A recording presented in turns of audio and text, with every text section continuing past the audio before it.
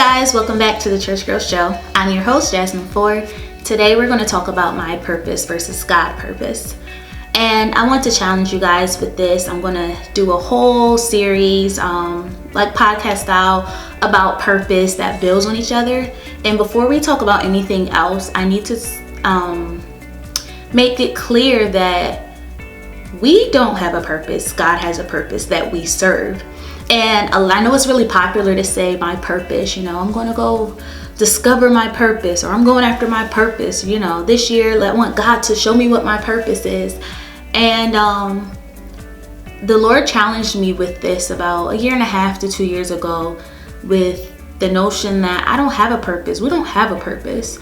And if we do, that's not the same thing as God's purpose, And I know a lot of pastors and different ministers that you guys may say that, and I know it's not that, because they say that they're just so wrong and you don't need to listen to them. It's nothing like that, but this is a revelation God showed me, and he's challenged me to renew my mind with it and now share it with you guys. So that's all I'm going to do.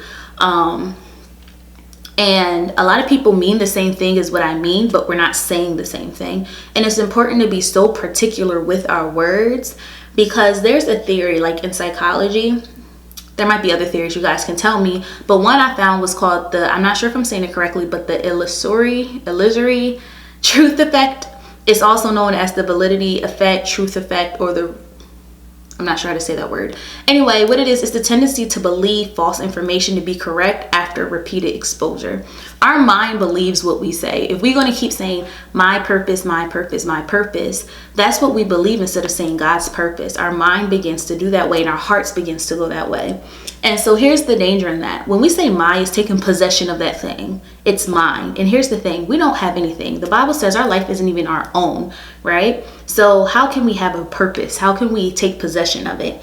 We have to understand and make it very clear and have a conscious, in the forefront of our mind, a conscious understanding that God has a purpose, and all we do is serve that purpose. It's almost the notion in what it does is, I think this is a way the enemy created a while ago for us to think of the idea of my purpose. And what it does is almost repeat what he did when he got kicked out of heaven as Lucifer. He was like God's right hand man, like angel per se, and so God had a purpose for him in mind when he was Lucifer, the angel. And instead he had his own desires in his heart, his own purpose. A lot of times people make it sound so awful, like, he had pride and he wanted the angels to worship him. But it started off with him just having his own desires that was aside from God's, using those same gifts God gave him. And instead of using it the way God says with his purpose and serving that, he decided, hey, I want to serve my own purpose and his own desires that in the time he may not have thought it was so bad. Who knows, right? But it turned into pride. It turned into those other things. It turned into him getting kicked out of heaven. But who knows, if it could have started as something simple as just thinking my purpose. It's that same notion. I think the enemy tried to trick us with that so much. And he's trying to creep in that same thing of my purpose, my purpose, my purpose, thinking we own it. We have possession over it, where we don't own a thing. If we're not serving God's purpose, we're serving something else. And even if it's our own desires, our own will, it's the enemy at the end of the day. You give him an open door to creep in. It's the idea of walking in the perfect will of God for your life, doing what he called you to do, and instead living a counterfeit life. So let me show you this way. We all were born by, in Jeremiah, it says, I knew you before I formed you in your mother's womb. I called you to be, I think I'm getting it wrong. It's something like that, but I called you to be a prophet to the nations, whatever, right? But he said, I knew you before I formed you in your mother's womb. And he said he had a calling for us. He had a purpose and a plan for us. That's what he was saying back in Jeremiah. And the thing is, we're birthed with certain gifts. We're birthed with certain desires and passions inside of us that God plans to use later for his purpose. But the problem with that is that a lot of times we take the purpose that the gifts that God gave us, the talents that God gave, the perspective and the zeal that God had placed inside of us that has nothing to do with us, but it's just because he's just so good and have a plan for us. We take that And like, the system teaches us from a young age, hey, you need to figure out what you want to do with your life. You need to figure out this. You need to figure out that. You need to figure out what you want to go to school for, what you go to college for. You. And it makes it about us making these decisions, but never does it stop and say, do teachers and people, stop and say, well, what does God say? So we discover at a young age, hey, I'm good at singing, I'm good at dancing, I'm good at writing, right? And it's, what do you want to do? Look up different careers that you can do. And I'm not saying it's the awful thing in the world, but what it does is get our mind in the track of we have to figure it out, instead of saying, and we live a counterfeit life, instead of taking those, and we're taking the gifts that God gave us and using it for what we think is best, my purpose. And we feel like I'm living out my purpose, where really you're just using your gifts and talents in a way. And it's a counterfeit life, but God has something different. And I can guarantee you it's bigger and it's better. Instead of taking those same gifts and saying, instead of at a young age, what if it was not you have to figure it out, but God, what do I do with it? God, what do you want me to use it for? God, here's my gifts. I give them back to you. How do I serve you with it? And then he can download in us our plan. You know what I mean? This is no offense to anybody, but you can't be, someone who doesn't have a relationship with God can't tell me about purpose. Now, they may be able to give me business advice.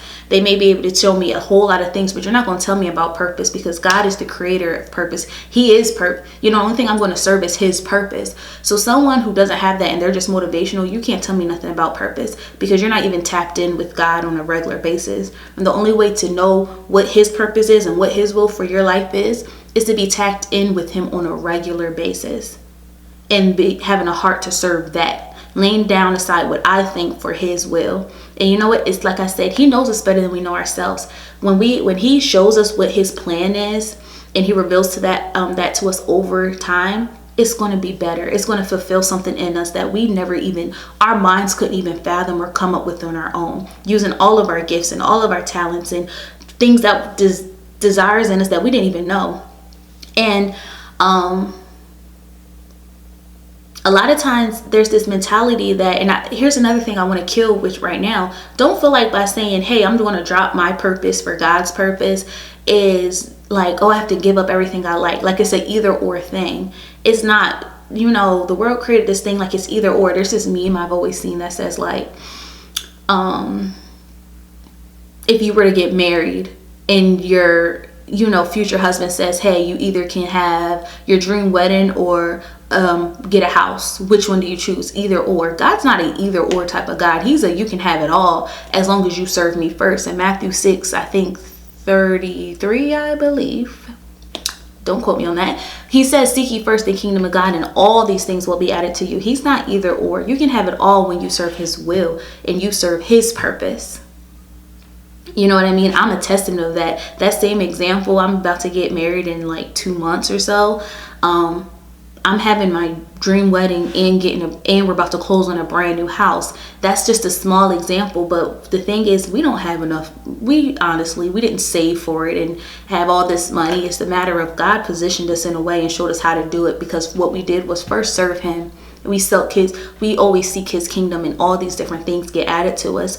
A lot of times you'll see people be super successful, super wealthy, have great businesses, but then their family is falling apart, or and don't get on this, don't be fooled by this little wave going on. Like, that's great, women empowerment, but this wave almost like, go about your business, do your purpose, girl, get your business, girl, and don't worry about the relationships. That's not God. God, I'm not saying relationships is everything. That should not be your identity. You should have your identity in God, but with that, he will add that relationship to you, but not have that attitude that it is. Don't get caught up in that. This is just a little spiel real quick, but God did not, he said it's not good for man to be alone, and he made us women to be helpmates to our husband who he ordained for us, which is within the will of God for our lives. If you're not in line with the will of God for your life and serving God's purpose, you won't find that person who is too, where y'all get to serve God together in a purpose together to make it even bigger, to have a kingdom marriage. People talk about changing the community and building up the community. The community is made up of families. You can't change the community if you don't first fix families, and families are from a healthy marriage. Outside of that, it's broken. And I don't care what no one else says to you. So people talk about that. They're trying to go all around the ways, but you got to do the Bible first and serving God's purpose. Because when you do that, you won't have to choose one or the other, your career or husband, purpose or this, this or that. You get to have all of it in the way better than you even thought you ever could. And just to prove what I'm saying real quick about it, I went in the Bible. I did not find stuff saying my purpose. I found a lot of stuff saying God's purpose, the Lord's purpose, his purpose. So for a few examples, in Psalms 57:2, it says, I cry out to God Most High, to God who will fulfill his purpose for me. In Job 42:22? Or did I get that wrong? I know that you can do all things.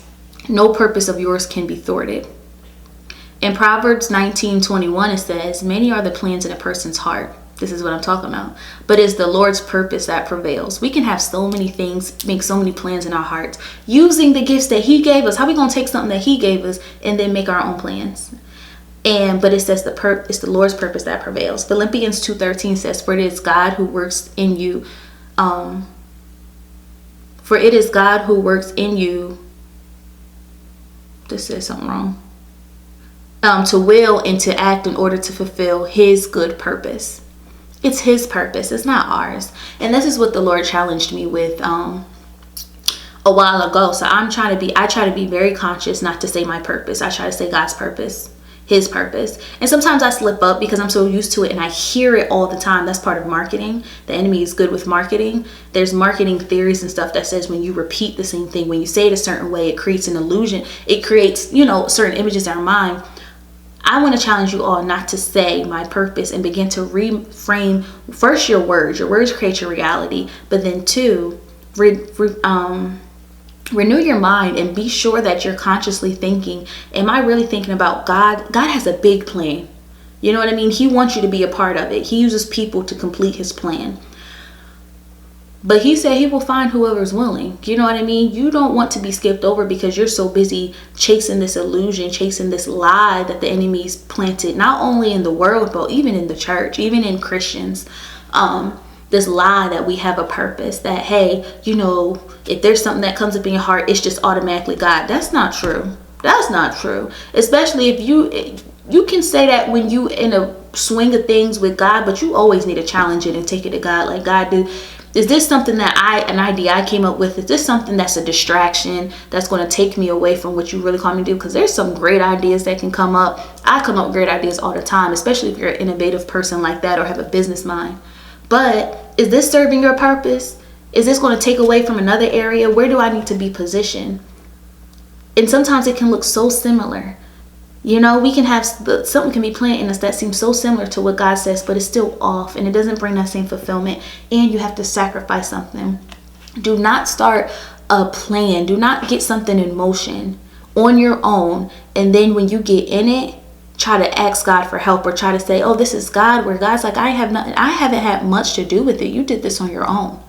I know I was guilty of that for a while, of taking what God was saying and then run it and do it on my own. And he had to stop me and say, you keep coming to me for the answer, and then you're trying to do it by yourself versus coming to me and letting me do it through you. We ain't got to do it. You just let God do it through us. I mean, he just does it through us. And he had to stop me saying, stop doing that. You keep coming to me for prayer. I give you the answer. I'm telling you, I'm giving you clarity. I'm giving you vision. And then you turn around and you're taking it. And he's like, instead of staying right here where after I tell you, sitting here saying, okay, now what do we do? Instead of asking me, what do I do? Or instead of saying, okay, God, do it through me. I'm a willing vessel. Because that's all we are. We're the medium between the spirit realm, the heavens, where God is, and the earth. God, he can't just come in earth and do stuff. He does it through us. So we're just that medium. We're just that, vehicle for him to work through. We ain't got a purpose. We don't have a purpose.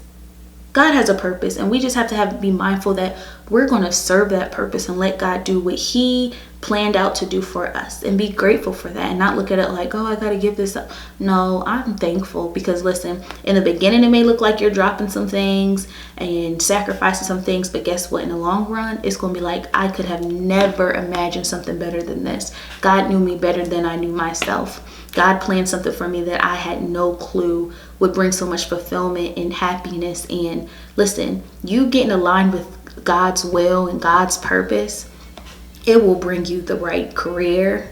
It will bring you the right guy, husband, because I'm not going to say boyfriend because God called husbands, not boyfriends. Husband.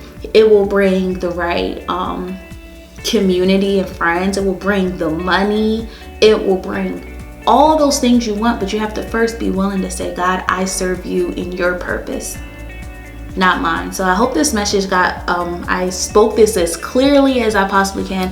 I hope it did. If you have any questions, write us in, comment below, whatever the case is. But I just want to challenge you guys. In the year of 2020, we are no longer even going to use the term my purpose. We're going to say God's purpose, because this is for those of you, if you're listening to this, I know you're called by God.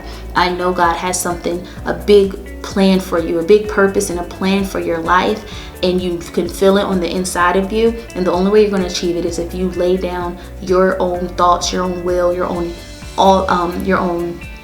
idea of a purpose, and pick up what his is, and say, God, what is your will? God, how can I serve you? God, how can I be prepared?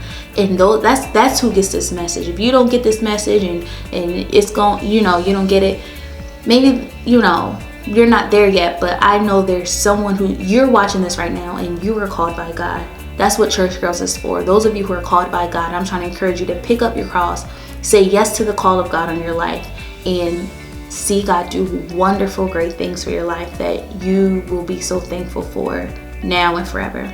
So I hope you guys like this. Comment below and I will have more episodes to come. See you guys.